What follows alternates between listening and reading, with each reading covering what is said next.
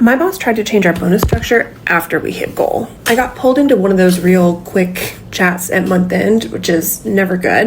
And my manager goes, "Hey, small update to comp." I said, "Okay, what kind of update?" Because we had just cleared goal.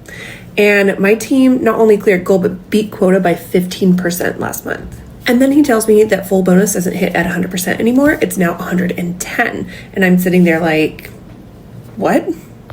Because under that math, the month that we just finished does not count for full payout after the fact. That's the part that got me. So maybe I'm petty, tell me, but I pulled up Flownote where I took all the notes for every single meeting that I had. And I went back to the call where the compensation targets were actually set in the meeting and the structure was completely different.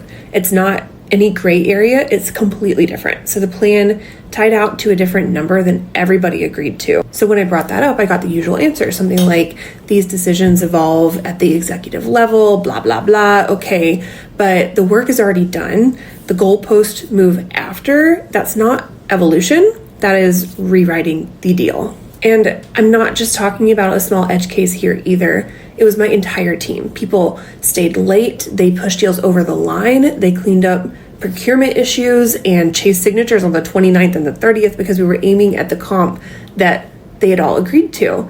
That's the part that people in finance decks always just gloss over. The target is not just a number. It's really what people are counting on.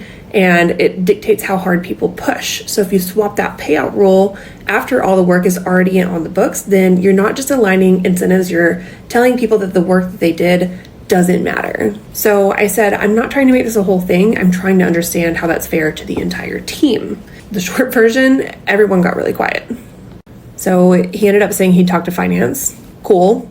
What else can I do? I said, all right, well, I have the meeting notes if anyone wants to compare them. I'm glad I'm at a point in my career where I understand the importance of recording everything.